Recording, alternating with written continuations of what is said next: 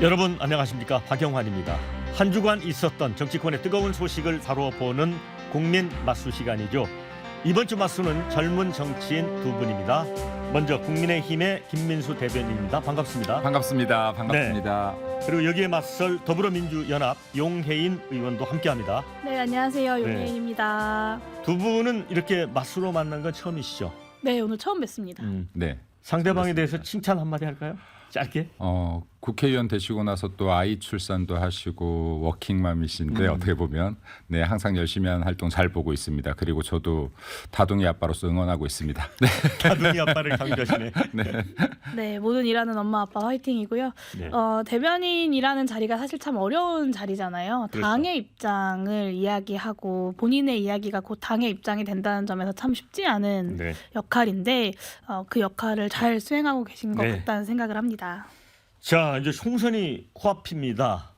민심은 잠자는 사자의 코털과 같다. 이게 정치는 허업이다, 이렇게 말씀을 하셨던 김종필 전 총리가 남긴 말이거든요. 그런 것 같습니다. 최근에 국민의힘은 이종섭 리스크, 민주당은 조수진 리스크. 그래서 이렇게 흔들리는 사이에 조국 혁신당이 돌풍인 줄 알았더니 태풍이다. 이런 얘기가 나올 정도로 지금 질주를 하고 있습니다. 자, 앞으로도 이제 민심은 몇 번 더 출렁일 수도 있다, 이런 생각이 들고요. 자, 오늘 두 분 양보 없는 맞수 대결 기대를 하겠습니다. 첫 번째 주제로 갑니다.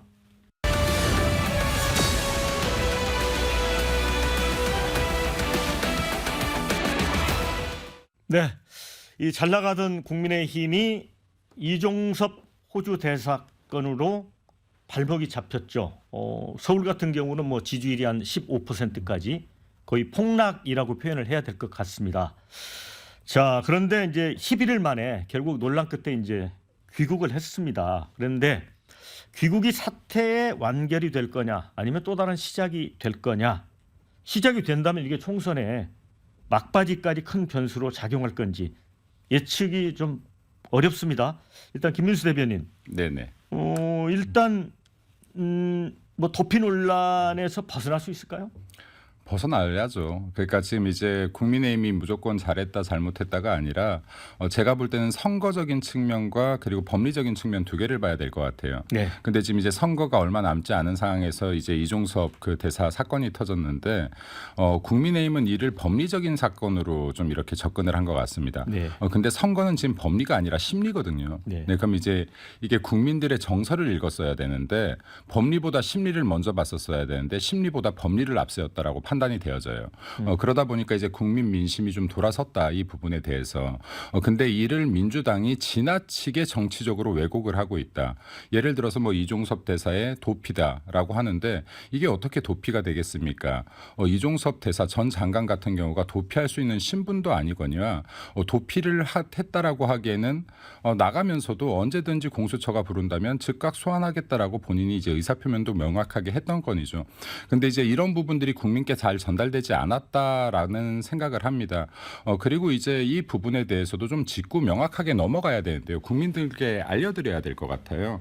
여기 공수처라는 곳이 지금 과연 이종섭 전 장관 대사 그리고 최상병 사건을 제대로 수사하고 있는가, 그러면 이러한 부분들을 좀 팩트들을 몇 가지 짚고 지나가야 되는데, 공수처라는 집단 자체의 탄생도 기형적이지만요, 지금 이 공수처가 탄생해서 정말로 3년 동안 600억이 넘는 예산을 쓰면서 제대로 된 사건 처리 하나를 못했던 기간이에요.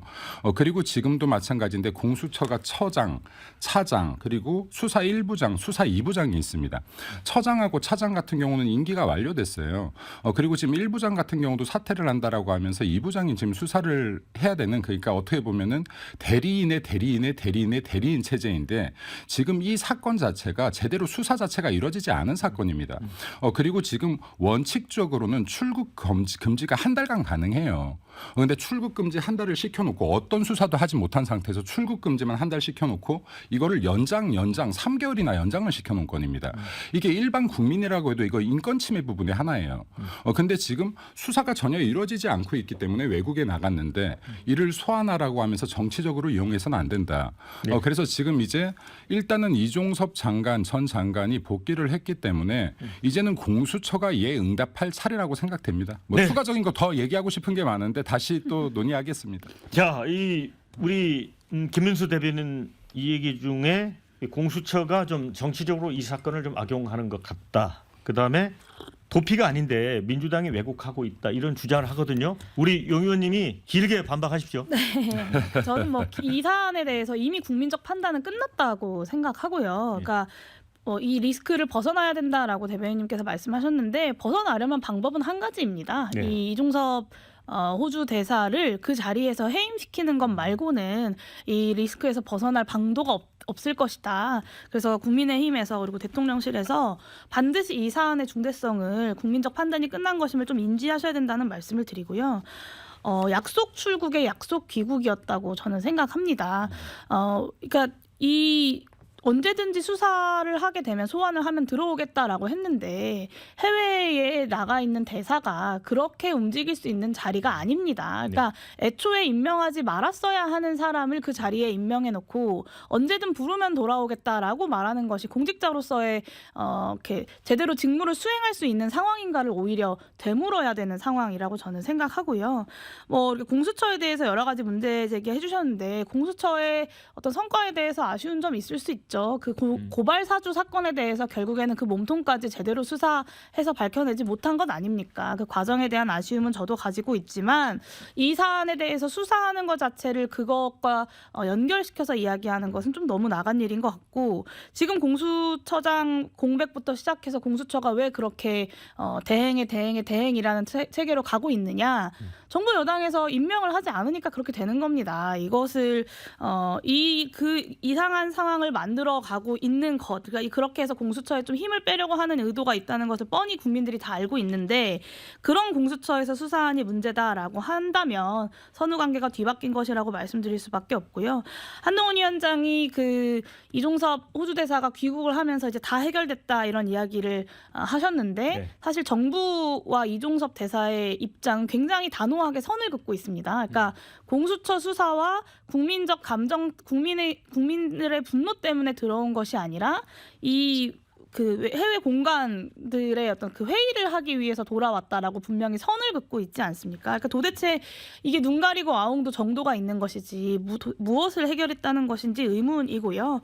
결국에 민심은 인사권자이자 군통수권자인 윤석열 대통령의 책임 있는 사과 그리고 책임자 경질을 요구하고 있는 것이고 한동훈 위원장도 그 정도는 대통령에게 요구할 수 있어야 이 사안이 제대로 해결됐다고 말할 수 있을 것입니다. 네, 애초에 임명하면 안 된 인사였다는 주장도 있고요. 결국은 해임밖에 답이 없다.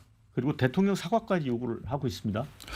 지금 제가 묻고 싶어요. 한번 그 이종섭 대사가 죄 확정을 받은 자인지 첫 번째 묻고 싶습니다. 검찰들로부터 기소된 자인지 묻고 싶어요.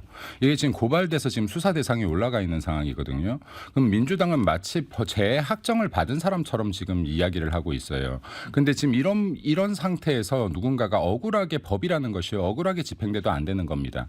그러니까 피해자가 나와서도 안 돼요. 법에 의해서.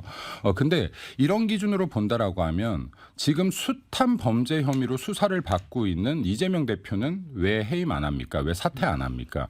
네, 그리고 이와 같은 동료로 볼 수 있는 지금 조국신당의 조국은 재심에서 지금 유죄 확정까지 받고 왜 사퇴 안 합니까? 이게 항상 기준은 동일하게 돼야 된다. 잣대를 대야 된다라는 말씀을 좀 드리고 싶고 그리고 공수처에 왜 이렇게 공백 상태를 정부가 만들었다? 아니죠. 공수처가 처음 탄생할 때 자체요.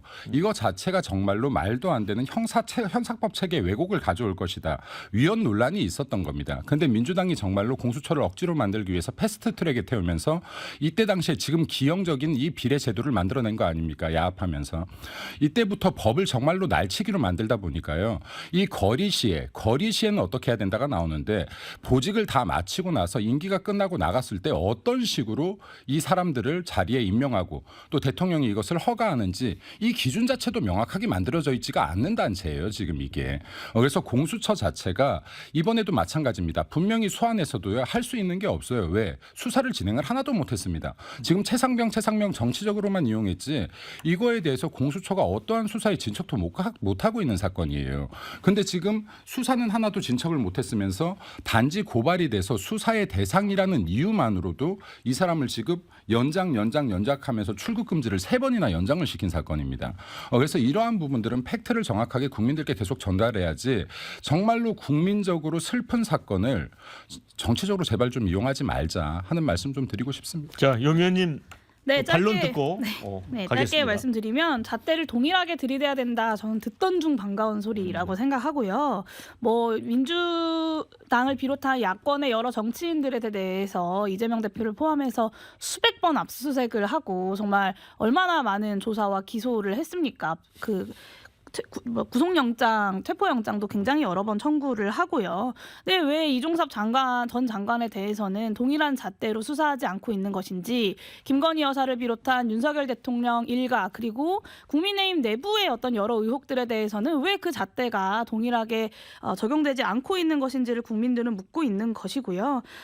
이 출국 금지를 여러 차례 이렇게 늘렸다라고 이렇게 하시는데 그리고 공수처가 수사를 제대로 하지 못하고 있다고 하시는데 저는 그러면 문제는 굉장히 간단해진다고 생각합니다. 국회에 올라와 있는 최상병 사망 사건과 그 수사 외압 의혹에 대한 특검과 국정조사를 국민의힘이 전향적으로 받으시고 그 과정을 통해서 제대로 수사해서 밝혀낼 수 있도록 협조해 주시면 되겠습니다. 이런 것도 좀 사실을 짚고 넘어가야 되는데요. 여기 이재명 대표가 수백 차례에 대해서 압수수색을 받은 적이 없어요. 수백 장소예요. 네, 그리고 그 횟수는 굉장히 제한되고요. 네. 그리고 압수수색을 검찰들이 기소를 했고 거기에서 압수수색이 필요하면 하는 것입니다.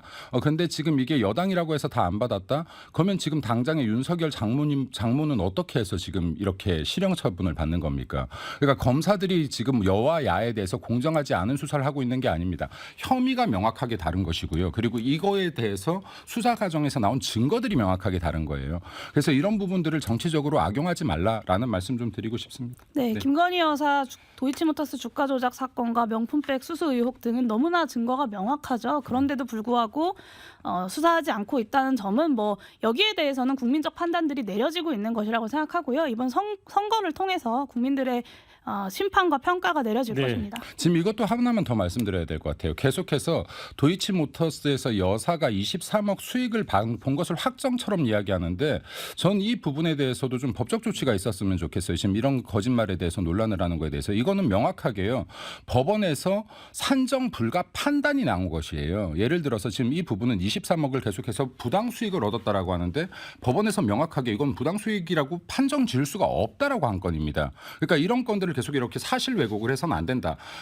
상대를 비난하더라도 사실에 근거해서 국민 알 권리 충족 차원에서 해야지 사실이 아닌 것들을 왜곡해서 하는 것은 안 된다라는 말씀 드리고 싶습니다. 네, 이 자리가 김건희 여사에 대한 이야기를 하는 자리는 아닌데 저렇게 이야기하시는 걸로 봐서 이 사안이 정말 중대하다라고 좀 절박하게 생각하고 계시는 것 같은데요. 실제로 그럼 23억이 네, 확정 판결됐다라는 말씀인 마찬가지로 건가요? 그 사안에 대해서도 아니 이것만 대답 특검에 23억 대해서 판정이 났다는 건가요? 특검에 대해서 받아서 수사하면 되죠. 아니, 특검이 아니면 지금 윤석열 23억 정부에 확정이라고 제가 말씀하시니까. 말씀드리고 있는데 네. 제가 그렇게 말씀드린 적 없고요. 그거는 검찰의 수사를 통해서 제대로 수사가 되면 수사가 돼서 판정이 법원의 난 판결을 건이잖아요. 통해서 인정이 되는 겁니다. 그러니까 판결이 김건희 났잖아요, 여사의 사안에 판정이. 대해서는 제대로 조사 한번 그러면 이루어진 적이 없죠. 그러니까 아니죠. 그 사안을 이게 부정하시면 어떻게 안 문재인 되죠. 정권 당시에 수사가 이루어졌는데 왜 문재인 판결이 안 정권 났다고 당시에 그러세요? 윤석열 검찰총장이셨습니다. 그때 수사권 네. 다 뺐었잖아요. 자, 사실로 여기서 얘기해야죠. 제가 왜 듣도록 사실이 아닌 하겠습니다. 것들로 이렇게 얘기하면 저희가 안 지금 되지. 이종섭 네. 대사건을 이야기하는데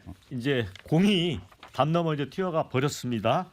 자, 그런데 그러니까 김건희 여사에 대한 사안이 이렇게 네. 국민의힘에서 민감하게 반응합니다. 네, 자, 민감하게가 아니라 정말로 이렇게 정치적으로 악용해서 안 돼요. 이렇게 국민을 대표하는 분들이 거짓을 계속 얘기하면 어떻게 네. 합니까? 네. 자, 그런데 지금 김태호 후보가 이종섭 대사가 스스로 직을 내려놓고 수사받아야 된다. 또 안철수 후보 같은 경우도 고민하고 결단해야 된다. 이런 얘기를 하거든요. 김민수 대변인. 그래서 이게 이제 대통령은 정당한 인사라고 이제 계속 말씀을 하고 계시지만 이 총선 국면에서는 뭔가 공수처 수사만 받겠다. 이걸로는 좀 어려운 거 아닌가요? 저는 이 부분에 대해서는 처음부터 똑같은 의견을 말씀드렸어요. 네. 이종섭 대사 사건이 일어난 날 부적절하다라고 저는 말했습니다. 예를 들어서 법리적으로 부적절함을 따지는 것이 아니라 국민 심리적으로 부적절하다라는 말씀을 드렸던 거예요.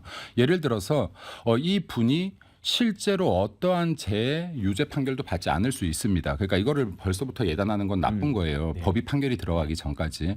근데 이게 법의 유무잣대를 떠나서 이거는 선거를 앞두고 국민 심리에 정말로 적절치 못한 시기에 적절치 못한 인사를 했다라고 판단합니다. 그렇기 때문에 지금 제가 볼 때 선거 기간이 짧게 남았는데 이러한 부분들을 또한 민심을 고려하는 것도 정치다. 이 말씀 좀 드리고 싶습니다. 네.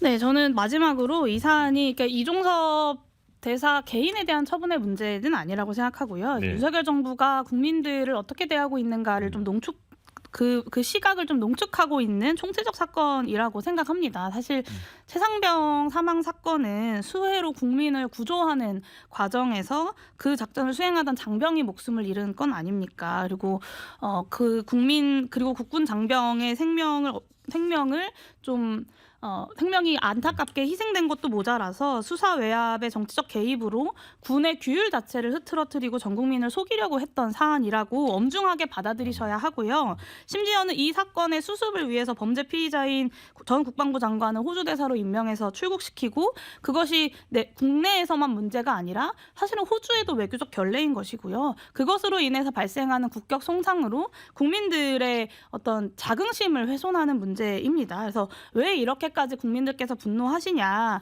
국민의 생명을 우습게 알고 국민들을 속이고 국민들을 부끄럽게 만든 이 세 가지가 이종섭 그 대사의 문제로 드러난 윤석열 정부가 국민들을 대하는 태도의 본질이다라고 말씀드릴 수밖에 없습니다. 네, 반론 듣고 네. 다음 주제로 가겠습니다. 제가 이 얘기도 많이 말씀드리는데요. 최상병 사건 연결식에 저도 참석했었습니다. 네. 대한민국 육군 장교 출신으로서요.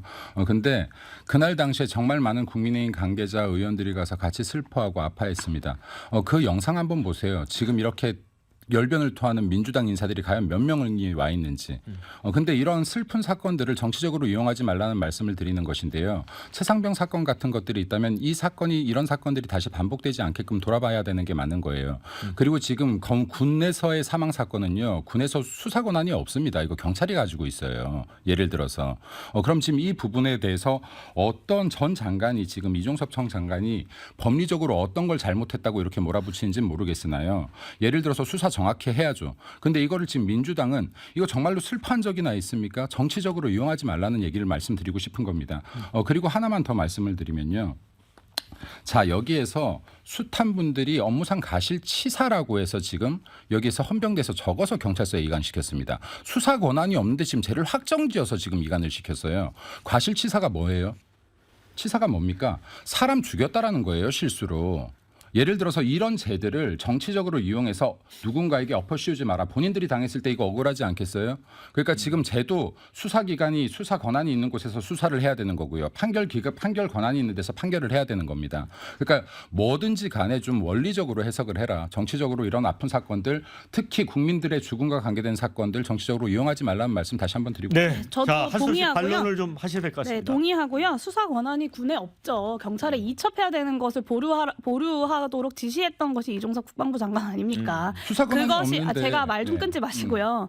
제가 그것을 제어뿐만 아니라 많은 국회의원들과 국민들이 그 부분을 지적하고 있는 것이고 말씀하신 대로 수사 권한은 경찰에게 있기 때문에 경찰에게 이첩하게 하는 것이 맞죠. 근데 그 과정이 어떤 외압을 통해서 보류되었던 그 과정에 대한 문제 제기들을 하는 겁니다. 그리고 슬퍼하고 아파하는 마음은 전 국민이 같을 것입니다. 지금 이종섭 전 대사에 대한 전 국방부 장관에 대한 문제 제기를 하는 많은 국민들도 최상병에 대한 안타까운 마음 그리고 슬픈 마음은 다 같이 갖고 있는 것이고요. 그 최상병 사망 사건이 정말로 법적으로 책임질 사람들이 제대로 책임지고 대통령의 입장에서 국민들의 슬픔을 이렇게 어루만지고 그 희생자와 유가족들의 상처를 치유하는 과정들을 거쳤다면 과연 이 사안이 이렇게까지 이어질 일이었겠습니까? 저는 그 부분에 대해서 정부에서 먼저 좀 스스로를 돌아보셨으면 좋겠습니다. 네, 자, 여기서 강제로 종료시키겠습니다. 두 번째 주제로 갑니다.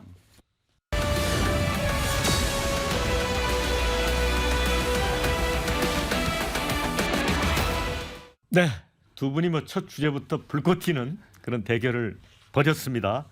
자, 이번에는 이제 국민의 미래하고 개혁신당의 그 비례대표 선정을 놓고 당내에서 이제 갈등이 있었습니다. 그 부분 짚어보겠습니다. 윤 대통령과 한동훈 위원장이 이 갈등을 벌였다. 뭐 누구 쪽 사람을 넣느냐, 뭐 이런 얘기들이 있었습니다. 이건 이제 완전히 두 분이 이제 그 논란이 끝난 겁니까? 전 이것도 해석이 좀 잘못됐다고 봐요. 그러니까 이게 대통령과 한동훈 위원장 간의 갈등이 있을 구간이 없다라고 판단되어지고요. 이게 만약에 갈등 없이 봉합이 됐다. 그러니까 예를 들어서 한동훈 위원장이 뭐 사전에 올려서 윤석열 대통령의 재가를 받고 갈등이 없이 봉합됐다 그러면 야 봐라 용산 뜻대로 하는 공천 아니냐라고 공격 들어왔겠죠. 그런데 한동훈 위원장이 뭐 10분 전에 올렸다라고 해요. 그러면 여기에서 이거는 토론의 과정이다. 뭐 당연히 토론의 과정이 있을 수 있죠. 예를 들어서 이 사람들보다 이런 사람들이 빠진 것은 좀 잘못되지 않았어. 이 사람들이 더 적합하지 않아. 이런 토론의 과정들은 충분히 있을 수 있고 이 과정을 통해서 일부 순번이 바뀌었죠. 그죠? 그럼 일부 순번이 바뀌어서 국민들이 보시기에 더 적합한 사람들이 되었다라고 하면은 그럼 된 것이다라고 판단이 되어지고 이 부분에 대해서는 갈등이라고까지 할 게 없다라고 판단되어져요. 그럼에도 불구하고 제 개인적인 사견입니다만은 제가 볼 때도 좀 더 네, 국민들이 감동할 수 있는 명단들을 우리는 뽑아낼 수 있지 않았을까. 비록 민주당은 못했지만 조국신당은 못했지만 우리들은 이거를 마지막 어떻게 보면은 좀 크로스 카운터로 더 아름다운 좀 명단을 뽑아내지 않았을까 하는 좀 아쉬움은 있어요. 네, 그래서 네. 저는 구체적으로 질문을 한번 드려볼게요. 주기환 국힘 광주시당 위원장이 비례대표 사실 당선권 밖에 배치가 됐어요. 이분이 이제 사퇴를 해버렸잖아요. 그런데 대통령이 하루도 지나지 않아서 민생특보로 임명을 했습니다. 근데 그 부분과 관련해서는 선거를 앞두고 정무적 판단으로 옳은 거냐, 시기적으로 그런 걱정하는 분도 있더라고요. 저는 적절치 않다고 봐요. 예, 저는 개인적으로 적절치 않다고 보는데 왜냐하면 아까도 말씀드렸어요. 그런데 이게 윤석열 대통령이 저는 뭐 자주 접할 수 있는 기회 자체가 없지만은 제가 볼 때 그래요. 여기 함께 일하는 분들에 대해서 의리가 굉장히 있는 분인 것 같아요. 이건 리더로서 중요한 덕목 중에 분명히 하나라고 봅니다. 근데 예를 들어서 지금 이건 역시도 20일 후에 해도 되거든요. 네. 네, 20일 후에 해도 됩니다. 근데 제가 볼 때 이런 부분은 좀 아쉬움이 있어요. 그러니까 그런 점에서 보면 네. 갈등이 있었던 게 아니에요. 갈등이 있었다라고 보이진 않아요. 네, 그러니까 갈등이 있었다라고 보이진 않는 게 만약에 진짜로 갈등이 있었다라고 한다 그러면은 이거는 아마 사전에 터졌을 거예요. 발표 전에. 왜냐하면 갈등의 여지가 있었으면은 대통령이 확인하지 않았겠습니까? 니네들 비례 사전에 확인 가지고 와라고 했었어야 될 것이고요. 그리고 이거에 대해서 반발이 있었어야 될 것이고 이 정도로 그냥 이렇게 소근소근 터지는 것이 아니라 이 앞서서 갈등이 크게 터졌을 겁니다. 근데 이러한 부분들의 전체적인 일임을 했다라는 것이고 이거는 그리고 개입하지 않았다는 것이고 또 개입하지 않았기 때문에 발표가 나니까 또 때로는 약간 섭섭한 게 왜 이런 사람들이 빠졌지 하는 의견을 줄 수 있는 것이고 그 정도 차원이었다라고 판단되어집니다. 뭐 주기환 특보가 이제 광주시장 선거에도 나왔었고 또 광주 지역의 민심을 대통령하고 잘 통하는 분이 전달한다는 점에서 뭐 그 인사 자체를 뭐라고 할 수는 없을 것 같은데 용 의원님 보시기는 이거를 어떻게 보셨어요? 네. 다른 당 얘기를 합니다만. 사실 그러니까 토론의 과정이다라고 이제 아까 해명을 하셨는데 토론의 과정 당연히 있을 수 있다고 생각하는데 이게 갈등이 아니라 그냥 일반적인 토론의 상황이었다면 발표되고 의결되기 전에 사실은 그런 토론의 과정을 통해서 조율되는 것이 보통 정당의 메커니즘인데 도대체 어떤 과정, 국민의힘에서는 어떤 과정을 거치길래 이 토론의 과정이라는 것이 의결 이후에 이렇게 이어지는지 좀 궁금하기는 합니다. 근데 저는 윤한 갈등이 이 사안의 핵심은 아니라고 생각하고요. 핵심은 윤한 갈등이라는 것을 통해서 마치 한동훈 비대위원장이 윤석열 대통령과 다른 무언가를 할 수 있는 것처럼 자꾸 이렇게 그림들이 만들어지고 있는데 결국에는 그 한동훈 위원장에게 걸었던 것은 기대를 걸었던 것은 윤석열 대통령에게 해야 하는 바른 말을 해라라는 것이고 이런 공천을 가지고 뭐 윤심 후보네 한심 후보네를 가지고 싸우는 것이 아니라 아까 이야기 나눴던 주제였던 뭐 최상병 사망 사건이나 뭐 이태원 참사 특별법에 대한 의결이나 아니면 뭐 이 양평고속도로나 도이치모터스 주가 조작 의혹 같은 윤석열 대통령 일가의 여러 의혹들에 대해서 바른 소리, 국민들이 바라는 소리를 할 수 있을 것이다라는 것이 이제 국민들의 기대였는데 결국에는 윤심과 한심이라는 단어만 남아버린 것이 이 사안의 본질이지 않은가 싶습니다. 네, 이번에는 개혁신당 비례순번 얘기 좀 해볼게요. 아니 일단 넘어가겠습니다. 자, 이번에 이제 천하람 변호사가 자리를 했습니다. 그런데 뭐 전남 순천에 이제 출마할 거라고 대부분의 사람이 믿었던 것 같고 또 한 가지는 이제 양향자 의원이 이제 반도체 벨트에 출마를 했는데 본인이 그 1호로 영입했던 인사 반도체 산업협회 부회장이 포함되지 않아서 되게 반발을 했어요. 뭐 탈당까지 예고를 했는데 기자회견을 돌연 취소하긴 했습니다. 요건은 어떻게 보십니까, 영 의원님? 네, 저는 뭐 개혁신당 관련돼서는 별로 코멘트할 의미를 잘 못 찾겠다는 생각이 드는데요. 사실 이제 요란한 빈 깡통이 어디까지 요란할 수 있는가 정도만 남은 것 같습니다. 사실 이제 올해 초만 하더라도 제3지대가 총선을 뒤흔들 것이다라는 이제 예측들이 많았는데 네. 지금은 그런 이야기들이 이제 다 수면 아래로 가라앉았습니다. 그러니까 어떤 양비론만 가지고 무책임한 이합 집산을 하려던 어떤 정치 세력들에 대한 국민들의 평가는 이미 끝난 것이다라는 말씀을 드릴 수밖에 없고 이 논평가들만 모여가지고 여러 오만 곳에 다 어떤 저주와 혐오, 자극적인 말들로 언론 주목도만 높여보려고 했던 시도들이 국민의 선택을 받지 못하는 것이고 그러다 보니 남은 건 이런 내부의 이전 투구밖에 없는 것이다라는 생각이 듭니다. 네, 김민수 대변인. 그 모두가 바람을 일으킬 거라고 할 때 저는 초창기부터 찻잔 속의 태풍으로 멈출 것이라고 예견을 했었었어요. 그랬었죠. 예, 근데 지금 이제 그 개혁신당 같은 경우는 어떠한 이념도 없었다, 명분도 없었다. 정말로 누군가 반대를 위한 정당이었기 때문에 국민들에게 감동을 줄 수 있는 구조가 아니었고, 그리고 이준석 대표의 리더십 역시도 한계를 보였기 때문에 어떠한 의원도 탈당하지 않을 것이다, 합류하지 않을 것이다라고 했는데 이것 역시도 이렇게 됐죠. 근데 지금 개혁신당의 문제는 뭐냐라고 하면요, 본인들이 국민들께 본인들의 정치의 스탠스를 정확히 보여주고 있다는 겁니다. 이준석 대표 자기 지역구를 버리고 어떻게 보면 화성으로 갔고요. 네. 천하람 순천을 버리고 비례로 갔고요. 이기인 도의원 같은 경우는 지금 이걸 보궐기한 이내에 사퇴를 하지 않아서 지금 국민들이 뽑아놓은 자리에 1년간 공백 상태를 발생시켜놨고요. 이것이 지금 개혁신당이 보이고 있는 정치에 대한 스탠스다라는 말씀도 드리고 싶고, 그리고 이제 비례 문제들이 계속해서 나오고 있는데요. 저는 이 비례 문제에 대해서만큼은 민주당이 과연 어떠한 할 말을 할 수 있는지 모르겠어요.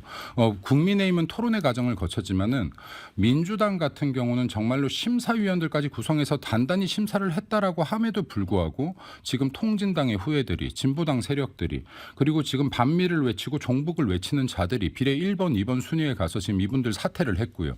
그리고 3번, 4번 이유도 마찬가지입니다. 조국 신당은 정말로 이거는 피의자들로 이루어진 여기 이런 분들이 또 비례순번에 이렇게 들어가고 있고요. 네, 이러한 부분들에 대해서 국민들께서 좀 더 이 실체들을 확인할 수 있는 시간적인 여유들이 있으면 좋겠다라는 생각입니다. 네, 자 반미 뭐 종북 논란 이걸 말씀하셨기 때문에 짧게 반론 들을게요. 네, 뭐 사실 이제 선거 때마다 등장하는 저런 색깔로는 네. 너무 좀 낡고 지겹기도 해서 우리 국민들께서 그런 것에 크게 이제 영향을 받지는 않으실 것이라고 생각하고요. 네. 뭐 사실 이제 이번 총선의 구도는 이미 잡혀가고 있다고 저는 생각합니다. 그러니까 윤석열 정권에 대한 2년 가까이 쭉 이어져 온 60%에 가까운 부정평가 여론이 어떤 제3지대라는 양비론 혹은 이합집산하는 정치 세력이 아니라 민주진보 진영을 통해서 이제 모여가고 있다는 것이고요. 그 정권 심판의 구도가 네. 총선까지 쭉 이어질 수 있도록 노력하겠습니다. 자, 이 자리에 개혁신당의 이준석 대표 안 계시기 때문에 두 분이 비판적으로 말씀하셔서 제가 좀 반론을 해드리겠습니다. 오늘 그런 얘기를 했더라고요. 윤석열 대통령의 목덜미를 뒤에서 확실하게 쥐고 흔들 수 있는 사람이 바로 나다. 개혁신당이다. 그러니까 우리가 확실하게 윤석열 정권을 심판할 수 있다. 이런 얘기를 했다는 점을 전해드리고 세 번째 주제로 가겠습니다.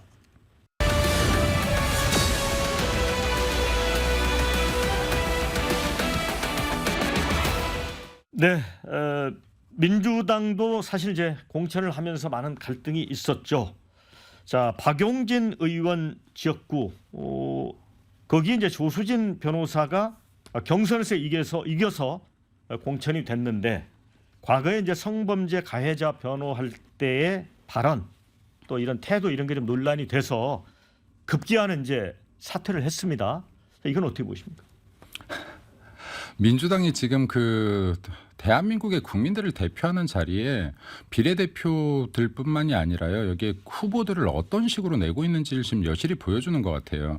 예를 들어서 지금 박용진 의원 같은 경우가 진짜로 여기에 의정활동을 잘했다라고 해서 받는 상을 3년 연속 받았던 분이에요. 근데 어떠한 기준으로 의원 평가 하위 10%에 들어서 감점 30%를 받고 이렇게 지금 수탄수모를 당하고 있는지는 모르겠으나 이 과정에서 지금 대체된 사람이 조수진 후보입니다. 네. 근데 이분 같은 경우는 지금 본인 스스로가 본인 홈페이지 등에 홍보한 것이 인권 변호사예요. 예. 근데 지금 그리고 여성을 대표한다라고 해서 지금 여성 가산점까지 받고 나왔던 후보입니다.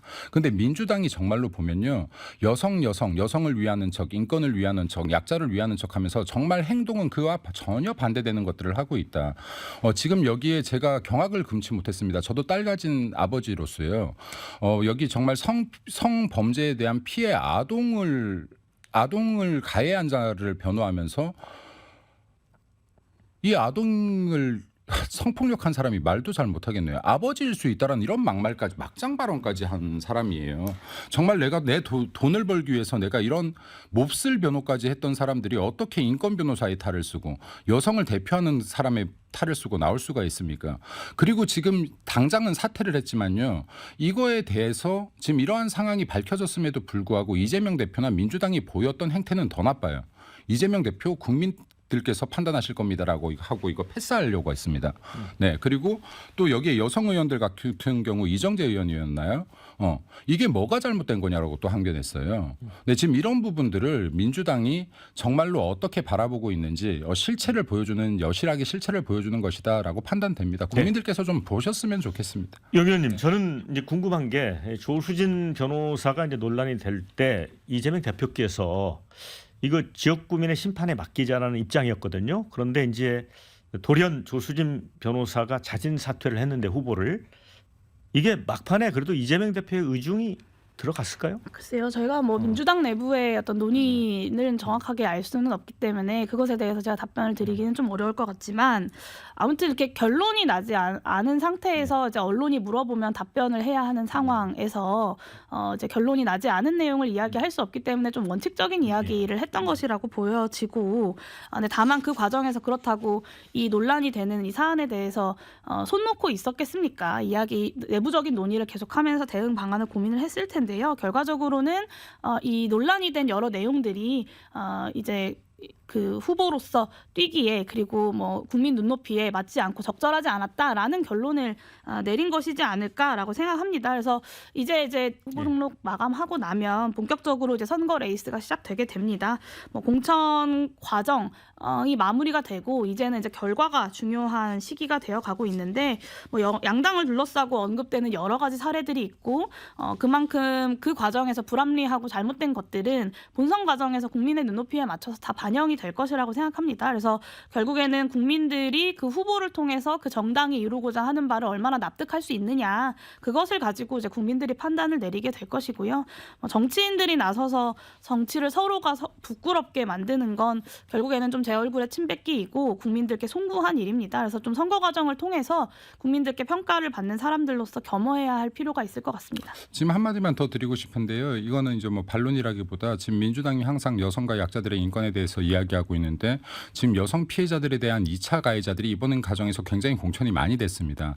그래서 지금 조수진 후보가 자진 사퇴를 했다라고 하더라도요. 2차 가해자의 대표적인 인물인 남인순, 진선미, 고민정 이러한 후보들, 그리고 지금 김동아 변호사를 올리기 위해서 성치우는 똑같은 사유로 떨어뜨렸는데요. 그럼에도 불구하고 똑같은 2차 가해를 했던 김종민, 남영희, 박수현, 양승조 후보들, 이런 분들이 지금 여전히 민주당 내에서 국민을 대표하는 자리에 올라가기 위한 경쟁을 하기 위해서 후보로 올라가 있는 상태다라는 말씀 드리고 싶고요.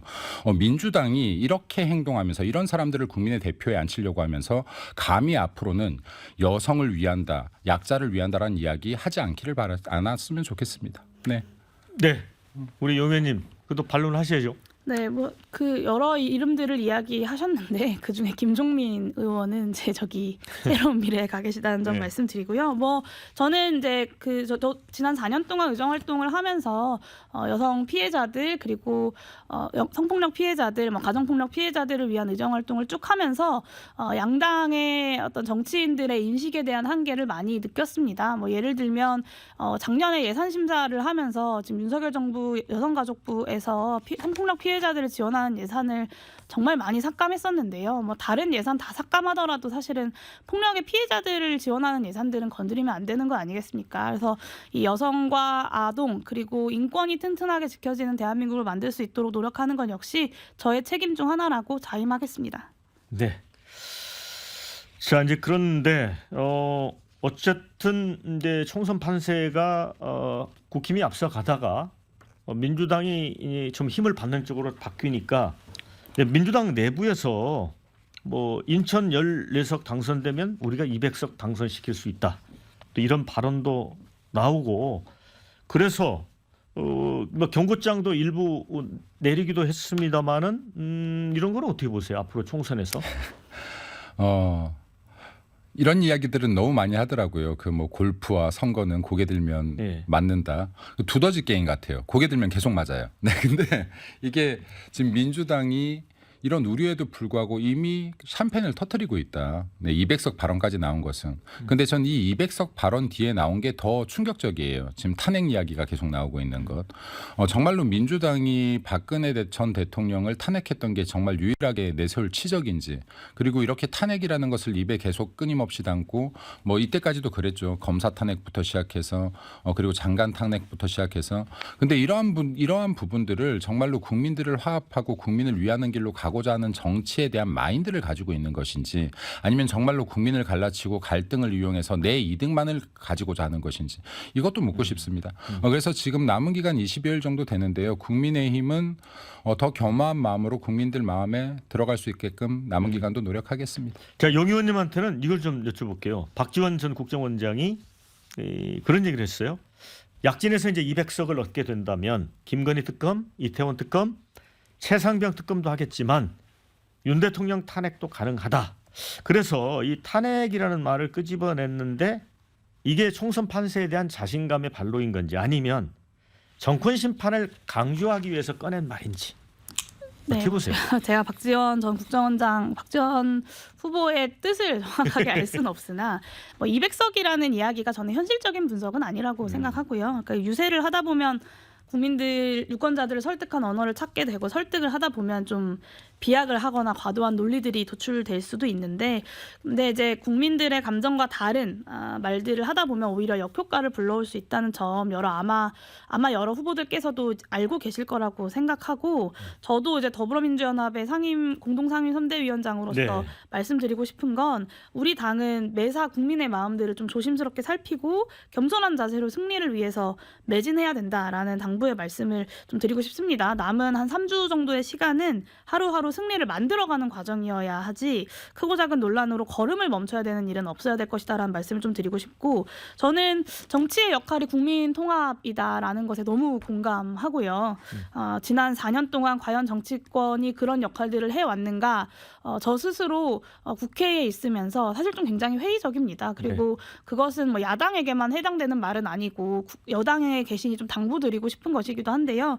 사실 이제 그 국민화합이라는 것, 국민통합이라는 것이 얼마나 중요한 이슈입니까? 근데 이제 작년에 모든 국민들의 마음을 아프게 했던 홍범도 장군 흉상 이전 논란 같은 것들을 통해서 국민들을 갈라치고 이념적 색깔을 덧치우려고 했던 그런 시도들도 우리가 좀 함께 멈춰야 되진 않는가라는 말씀과 당부를 좀 드리고 싶습니다. 네, 자 발언 기회가 반론 있나요? 없으시죠?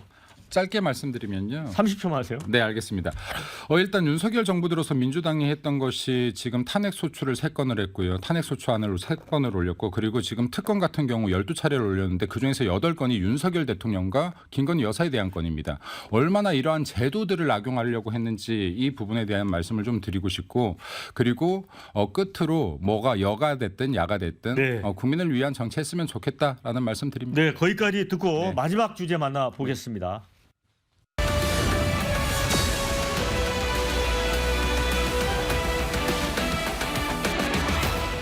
네.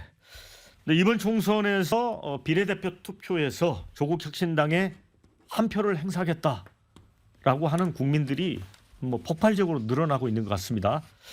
아침에 여론조사를 보니까 전국적인 평균으로 30%를 넘어섰다. 그래서 지금 2위인 국민의 미래와 오차 범위다라는 보도까지 나왔습니다. 용인 의원님, 그래서 이재명 대표가 이제 몰빵을 주장하고 나왔잖아요. 그러면서 표를 좀 더불어민주연합에 물어달라라고 하고 있거든요. 정말 위기감을 느끼고 있습니까? 위기감을 느끼는 것과 별개로 네. 이 여론조사들을 해석하는 그 어떤 기본적인 틀에 대해서 저는 좀 다르게 봐야 네. 된다라는 말씀을 드리고 싶은데요. 그러니까 결국에는 윤석열 정권 심판이라고 하는 시대 정신이 더불어민주연합, 그러니까 야권의 기존의 어떤 민주 진보 진영의 정당들과 조국혁신당을 통해서 모여들고 있다. 그것이 결집하고 있다는 점을 꼭 말씀드려야 할 것 같고요. 아무래도 조국혁신당이 검찰 독재 심판, 뭐 3년은 너무 길다 같이 네. 좀 시원시원한 슬로건들을 통해서 많은 국민들에게 좀 설득력과 지지를 획득하고 있는 것 같은데, 저는 이제 더불어민주연합의 후보이기도 하고 또 상임 선대위원장으로서 좀 네. 이런 말씀을 드려야 될 것 같은데요. 이제 검찰 개혁과 동시에 우리 사회 전반에 대한 개혁 과제들이 너무나 시급합니다. 그리고 그것은 경제, 사회, 뭐 복지, 뭐 다양한 영역, 언론, 다양한 영역에서의 개혁 과제들인데요. 이 총체적인 대한민국 대전환의 개혁 과제를 가지고 있고 그것을 실현할 수 있는 유능한 그리고 실력 있고 경험 있는 정당은 더불어민주연합일 수밖에 없다는 점을 말씀드려야 될 것 같습니다. 네. 그런데 조국 대표가 선명한 이제 정치적 주장도 하지만 이 말을 좀 쉽게 표현하는 것 같아요. 이를테면 장보고 나오면 야당 지지자가 된다. 이런 말들 와닿거든요. 김민수 대변인, 지금 국민의 미래도 보면 그 국민의힘 지지층을 다 흡수를 못하고 있거든요. 비례대표 투표에서. 이거 위기 아닙니까? 위기죠. 그러니까 제가 이것도 계속 말씀드리는데 조국 신당 같은 경우 이재명 대표 민주당과의 이 야합이 동상이몽에서 시작해서 5월 동주로 끝날 거다. 저는 이 말을 계속 드리고 있거든요. 아직 21분이 안 남았지만 저는 이 말을 계속 드리겠습니다. 그러면 이 흐름이 바뀔 수 있다 이렇게 보시는 거예요? 흐름이 분명히 바뀐다라고 봅니다. 20일이면 결코 짧은 기간이 아닌데 네. 이건 아까 윤석열 대통령 정부에 대한 심판론에 의해서 지금 이 조국 신당이 계속 파이가 커진다라고 하는데 전혀 다른 이야기죠. 처음에 여론조사들을 보면요. 민주당과 조국 신당을 합쳐야 국민의힘 비례정당 지지율이 나왔습니다. 네. 이거는 정확하게는 제로섬 게임을 했던 거예요. 네. 이재명 대표의 민주당이 가지고 있는 도덕성의 붕괴에 실망한 민주당의 지지자들이 처음에 조국 신당으로 이탈을 했던 겁니다. 네. 근데 이게 이탈을 하다 보니 민주당세보다 더 높아져 버렸어요. 플러스 알파가 되죠. 네, 아니요. 그때까지는 민주당 지지율과 조국 신당을 합쳐야 국민의힘 지지율에 분이 못 미쳤습니다. 네. 근데 여기에서 14%, 13%를 나눠 가질 때 조국 신당이 아주 미세하게 민주당보다 가져갔던 구간이 있어요. 근데 여기가 이때 당시가 아마 수치로 27, 8% 됐었을 겁니다. 그때 국민의힘이 27, 8% 됐고요. 근데 이게 어떤 순간에 갑자기 30%를 넘어가고요. 네, 여기 조국 신당이 20%를 자체적으로 넘어가고 25% 하면서 파이가 조금씩 커졌죠. 자, 처음에는 이재명 대표가 있는 민주당에 대한 도덕적 붕괴에 실망한 민주당 세력들이 이동을 했다 그러면 이 이후부터 중도들이 움직이고 있는 겁니다. 지금 분명히 중도들이 움직이면서 실제로 판을 키우고 있어요. 그렇죠. 네, 그런데 이 부분에서는 국민의힘에 실망한 아직 당을 결정 안 했던 유권자들의 지금 이동도 일어났다 일부. 예. 근데 이것은 조국 신당의 면면을 아직 보지 못했기 때문이라고 판단합니다. 예를 들어서 아까도 말씀드렸지만 조국은 2심에서 지금 유죄 확정 판결을 받은 사람이에요. 대법원 가면 이게 뒤집힐 확률 거의 0%에 가깝습니다. 자, 그럼 이런 자가 신당을 창당했다는 것도 너무 웃긴 이야기인데 셀프 공천에 가깝게 자기가 2번을 받았습니다. 자, 조국 신당에서 4번 받은 자는요. 정가 사범이에요. 음주운전에 무면허운전 3번을 했습니다. 그것도 이거 2년 사이에 발생했던 사건이거든요. 반성이라는 걸 모르는 사람이라고 봐도 무방해요. 그럼 지금 피고인 집단들이 모여서 아마 조만간에 감옥을 갈 수도 있는 사람들, 유죄 판결을 확정 판결을 받을 수 있는 사람들이 모여서 만든 정당에 불과하다라는 말씀을 드리고 싶고, 이 부분들을 국민들께서 반드시 아셔야 된다. 그러면 누가 내 아의 대표가 피고인이 범죄자들이 내 대표가 되길 바라는 사람이 어디 있겠습니까? 이런 부분들 계속해서 지속적으로 남은 기간 동안 알려야 된다라고 생각합니다. 네. 네. 우리 김윤수 대변인 말씀은 조국 혁신당의 실체가 드러날 거기 때문에 빠질 거다 이런 주장인데 우리 용 의원님 어떻게 보세요? 네, 뭐 사실 말씀하신 내용들 국민들께서는 다 알고 계신 거고 그 그러니까 내용들에 이미 대해서 반영돼 있는 거 아닐까요? 네, 알고 계신 상황에서 국민의힘에게 더 기대할 것이 없다고 판단하시는 분들, 그러니까 중도층까지를 포괄하고 있는 것이 조국혁신당과 더불어민주연합을 합쳐서 거의 50%가 넘는 지지율로 등장하고 있는 것이다. 근데 이 상황에 대해서 국민의힘이 사실 좀 저희 물론 제가 속한 정당은 아니지만 좀 심각하게 인지하고 받아들이셔야 선거에서 좀 유의미한 대응을 하실 수 있을 텐데 별로 그러진 않은 것 같아서 제가 지금 다른 정당 걱정할 처지는 아닙니다만은 좀 의아하다는 생각이 들고요. 저는 좀 그 말씀은 드리고 싶은데, 그러니까 두 가지 이야기를 드리고 싶지만 하나만 좀 말씀드리면 현재 윤석열 정권 심판을 완수할 수 있는 총선의 결과가 무엇인가를 저는 국민들께서 전략적으로 판단하실 거라고 봅니다. 그래서 결국에는 이 레임덕을 넘어서 데드덕을 만들겠다 이제 조국 장관이 좀 그런 표현을 했는데 저는 그 방안은 현실적으로 더불어민주연합이 이제 비례에서 압도적 1당을 하는 것이 승리를 하는 것이 훨씬 더 가능한 일이고 이 국민의 미래보다 더불어민주연합이 더 낮은 지지를 받게 된다면 국민의힘 심판, 윤석열 정권 심판에 조금이라도 좀 빠져나갈 여지를 만들어주는 것일 수 있기 때문에 저는 더불어민주연합이 비례대표 결과에서도 1당으로서 확고하게 자리 잡는 것이 윤석열 정권 심판에 훨씬 더 유리한 조건을 만드는 것이다라는 말씀을 좀 드려야 될 것 같습니다. 네, 자 여기까지 듣고요. 다음 질문을 할게요. 지금 코인 투기 논란으로 이제 민주당 탈당했던 김남국 의원이 민주당 주도의 위성정당 더불어민주연합에 입당을 했습니다. 용 의원님, 여기 이제 공동선대위원장이신데 이 김남국 의원에 대해서는 일반 그 대중의 정서가 그렇게 호의적이지는 않는데 이렇게 입당한 게 도움이 될까요? 한번 물어보고 싶습니다. 뭐 이제 더불어민주연합은 윤석열 정권 심판을 위해서 여러 정치 세력과 시민사회가 모인 이제 본진이라고 할 수 있고 그 뜻이 분명하기 때문에 뭐 다 여러 이제 정치인들, 시민사회, 개개인들이 좀 하나하나 한 분 한 분 모여서 일조를 하고 있는 것입니다. 그래서 한 분의 입당이 뭐 전체를 규정할 수도 없고 이 연합의 뜻을 다르게 만들지도 않는다고 생각하고요. 제가 뭐 알고 있기로는 윤영덕 상임 공동선대위원장님께서 이번 총선의 어떤 중요성을 좀 고려해서 김남국 의원이 민주연합 승리에 좀 기여할 바가 있다라고 판단을 해서 제안 드린 걸로 알고 있고 김남국 의원도 본인에 대한 여러 가지 국민적 시선들에 대해서 알고 있으실 텐데 그 결정이 쉬운 결정은 아니었을 거라고 생각하고요. 나름대로 윤석열 정권 심판을 향해 가는 이 연합에 본인이 어떤 것이라도 좀 보태고 기여하려는 결심이 있었던 것이 아닌가 이런 생각을 합니다. 그리고 김남국 의원의 역할과 이후 복당 등에 대해서는 현재 정해진 바가 전혀 없다는 점을 말씀드리고 미리 넘겨짚을 필요가 없다는 점도 말씀드립니다. 추후에 본인과 당 지도부에서 논의해서 결정할 사안이라고 생각합니다. 뭐 사실상 꼼수복당이라는 그런 그 주장도 있었는데 그건 아니다. 현재로서는 그런 말씀이거든요. 그러니까 민주당이 참 몽망방자한 것 같아요. 누가 누구를 심판합니까? 범죄자들이, 범죄 혐의자들이 정말 숱한 범죄 혐의와 범죄자들이 모여서 만든 집단이 지금 어디를 심판하겠다는 겁니까? 그래서 이러한 부분들에 대해서 자성을 좀 해라. 그리고 지금 저는 부끄러울 것 같아요. 제가 만약에 현직 국회의원이면요. 지금 이렇게 범죄 혐의가 많은 사람들이 정당을 만들고 정권을 심판하겠다라고 하고 다시 배지를 달아보겠다라고 하는 이 상황이 너무 부끄러울 것 같습니다.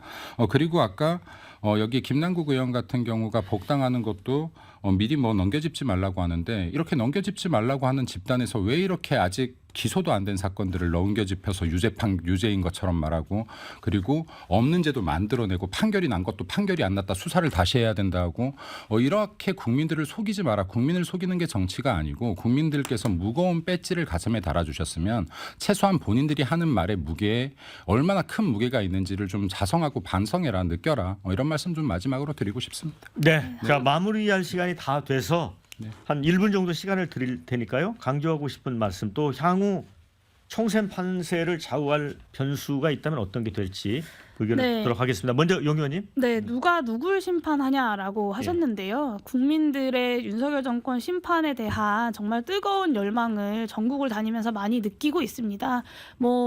이렇게 원래 이제 야당의 텃밭이라고 불리는 지역들뿐만 아니라 제가 지난 주말에 이제 부산과 대구 네. 지역에도 좀 다녀왔는데요. 전국에서 정말 그 열망이 들끓고 있다. 그런데 이런 국민들의 여론에 대해서 누가 누굴 심판하냐라고 받아치는 것이야말로 겸허하지 못하고 오만방자한 윤석열 정권의 모습이다라는 점을 반드시 짚어야 할 것 같고요. 이번 총선 윤석열 정권 심판도 중요하고 그 심판 이후에 대한민국의 미래를 결정하는 아주 중요한 선거라고 생각합니다. 그 중요한 선거에서 우리 국민들께서 현명한 판단을 그리고 전략적 판단을 내려주실 것이라고 믿고요. 저는 승리를 만들기 위해 헌신하겠습니다. 네, 김민수 대변인. 네, 180 거대 민주당으로부터 많은 발목 잡기가 있었음에도 불구하고 여전히 우리의 노력에도 불구하고 국민 눈높이에 미치지 못하는 것이 정치라고 생각합니다. 네. 그래서 항상 국민들께 죄송한 마음이고 국민들께서 보다 더 나은 환경에서 보다 나은 경제 상황에서 살게 못하는 것에 대해서 항상 부끄러워하고 있습니다. 그리고 이번 총선 남은 기간도 그렇고 그 이후에도 국민의힘이 할 수 있는 것들, 국민을 위해서 뛸 수 있는 것들 최선의 노력을 다하겠다는 말씀드립니다. 열심히 뛰겠습니다. 네. 네, 제가 이제 국민 맛술을 일주일에 한 번 진행하는데 어느 때 토론보다도 불꽃이 튀었던 토론 같습니다. 서로 어떤 느낌을 받았습니까? 평상시에 굉장히 인상적으로 생각하고 있는 분이라서요, 사실은. 그리고 유모차 끌고 오시는 것도 보고 박수도 치기도 했고요. 그래서 오늘 이렇게 같이 앉을 수 있어서 영광이었고 즐거웠습니다. 네, 그리고 더 발전적인 정치를 위해서 또 노력해 주시면 좋겠습니다. 힘들지 않았습니까? 아니요, 즐거웠습니다. 뭐 원래. 영 의원님은? 네, 저는 김건희 여사 이야기가 역시 좀 국민의힘의 뇌관이구나라는 것을 좀 확인하는 시간이었고 네. 그 부분에 대한 여러 가지 의혹들도 결국에는 국민의 눈높이에 맞게 하나하나 풀어가야 되지 않을까 싶습니다. 네, 어쨌든 두 분 수고 많으셨고요. 함께해 주신 여러분께도 고맙다는 말씀 올립니다. 저는 다음 주에 찾아뵙도록 하겠습니다. 자, 수고하셨습니다. 네, 감사합니다. 감사합니다.